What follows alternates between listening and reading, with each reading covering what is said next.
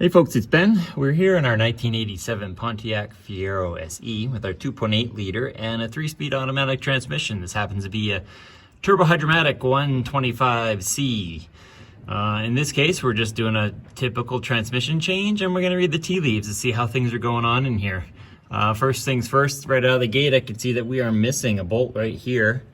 And it looks like that might be it for missing bolts, so that's a good news story. But what we have for equipment here is we have a supply of Dextron. Technically the transmission used Dextron 2 when you started, but Dextron 3 is a typical one now. Most places, we'll talk about that later. Here's our big catch pan. And the long story short of it is I really need to get a little car jack to put in here to hold the pan up when I take all the bolts out.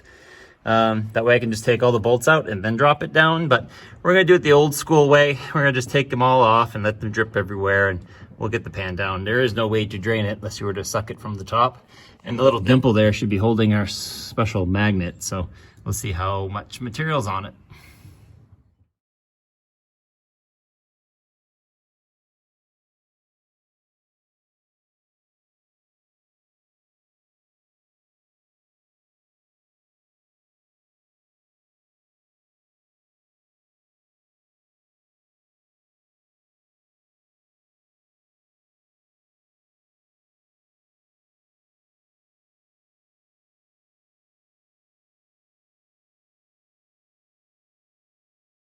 All right, so we got the pan down off the transmission, and this is a disposable gasket. Looks like rubber, which comes with our new kit here. I don't know the last time this was changed, which is one of the reasons why we're doing this, is to don't know the prior history, but obviously there's nothing on the pan that says, look at me. There's a little bit of scrapings here, a little bit of everything here. Our magnet, however, does have quite a bit of material on it, so it's been doing what automatic transmissions do, which is wear out slowly. But like, there's no big chunks is really what I'm worried about.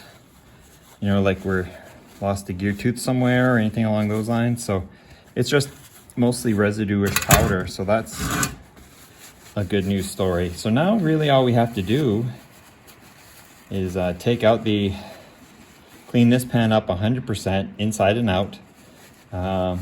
Pull the filter out and put new stuff in. So let's go ahead and get to that. I'll probably time lapse that as well as we clean this pan, and I'll take it into the car, show you how to get that filter out.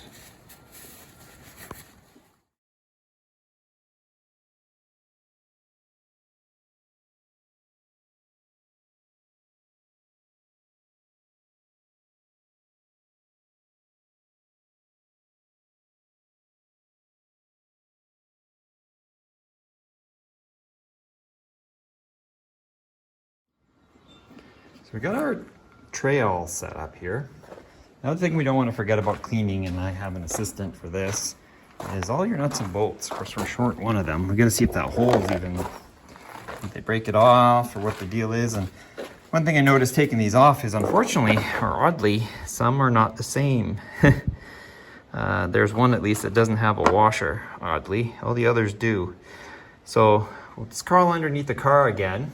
We'll push our pan out. We'll drop that filter. Filter doesn't really tell us anything, so we'll just drop it. We'll inspect the little O-ring up there, and then we'll go ahead and put the new one in. And then we have lots of cleaning to do. Okay, so under the car, the pan mating surface actually looks pretty good. I'm just worried about the dirt that's on the outside of that. So we'll come through and kind of wipe that back so that when we put our new gasket up here, it's all good. Now, you see there's a little retaining hook here that we can kind of swing against somehow. And we're actually dropping the nose of it out. So I'm gonna have to, oh, there goes my light. I'm gonna have to just take a second here and wiggle this off, and I'll meet you back here with it out. So upon taking out our old filter, I just pulled it down and it pops out. It actually brought this out with it, which is fairly not common.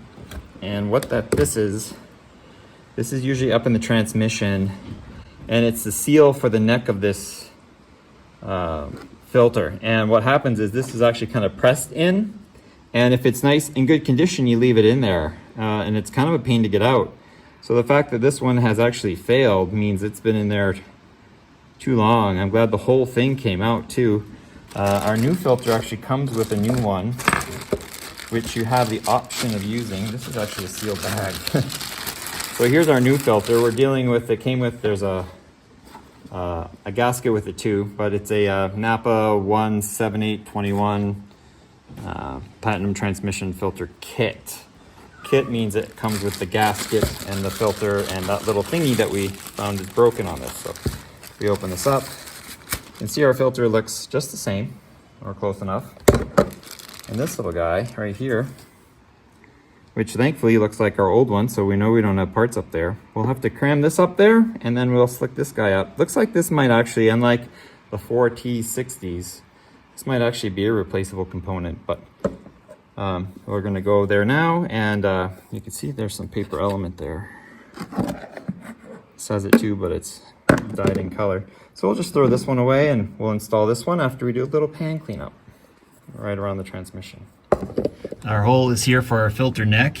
This was the back hook to hook everything, but what I'm looking to do now is, you can see the clean ridge where the gasket runs, but then it's really muddy after that. So we want to just pull all that dirt away and get it off of the outside of the pan. Like in areas like this, it's no big deal because the surface is what it is, right? But in areas where it's more flat, we just want to get all this dirt pushed away.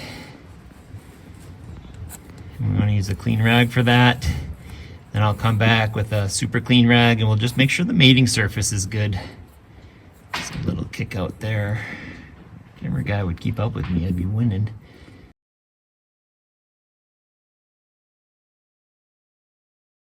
Alrighty, so underneath the car, let's take our little O-ring here, and I'm just gonna wipe a little bit of a little drippage of oil here.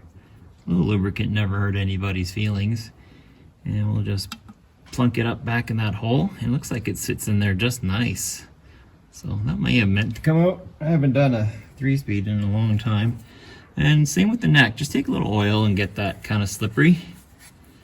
And that way we can, it almost looks like it wants to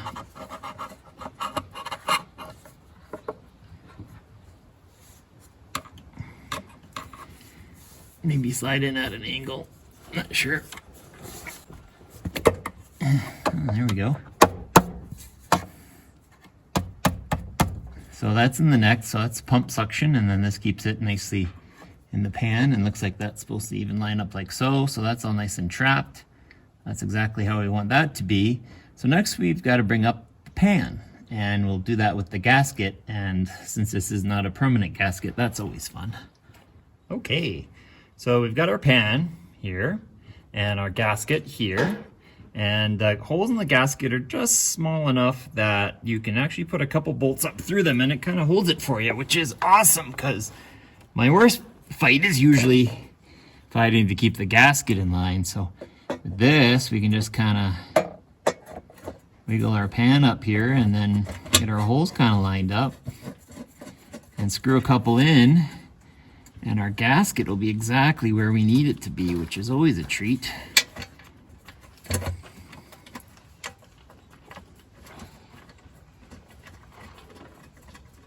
Now you always want to hand start all your threads because we're in aluminum land. They're trying to save weight. So everything here is aluminum except for the bolts themselves. So you want to get everything hand started, and then once you have everything hand started, then you can hit it with the old ratchet.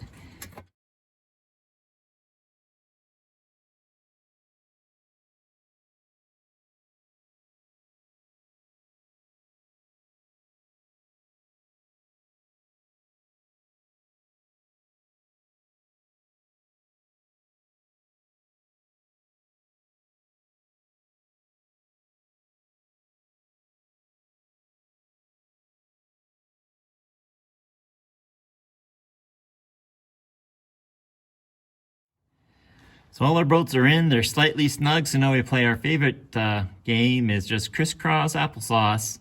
I'll put the torque value on the screen right now as to how tight we're doing these, or how tight you're supposed to do them for those who like to play the game at home. And then my favorite home game is looking back on this cross member here is what's that leak? But anyway, we'll put these down so that they're tightly snug to the proper torque values. And I just start and crisscross them. I had to skip one there. But we don't want to like pound these in, but you don't want to wreck the gasket either.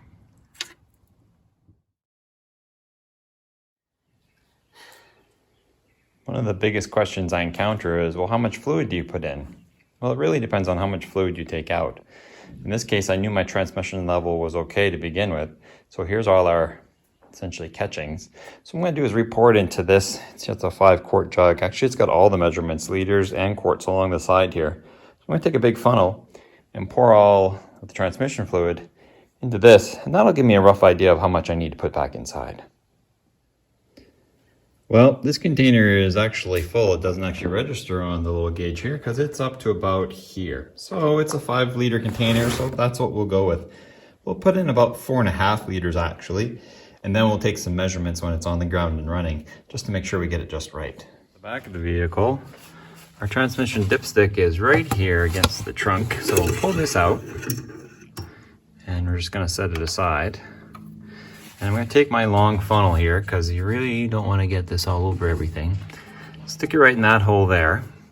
And the first thing we're actually going to drop in here is some Trans Tune. Half a bottle left, and that's just about right. And then either at the end of the season or the beginning of the next season, we'll do another transmission fluid change, and hopefully this will have done its thing. So we'll just pour this in. This will be part of that mystery half.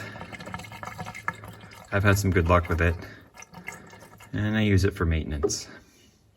So let's go ahead and at least drop 4 quarts or 4 liters of transmission fluid in this thing. So with the transmission fluid in it at this point, we'll need to take a measurement, but currently we're still up on jack stand. So we'll take the car down, and when we go to move it over for a car wash, we'll go ahead and measure it there.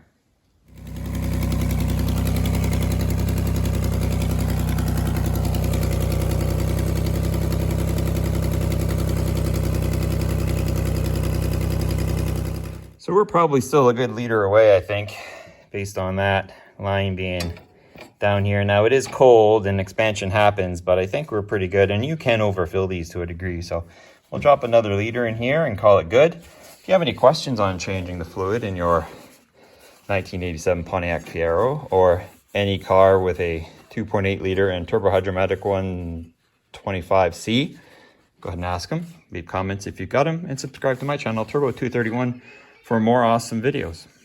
See you next time.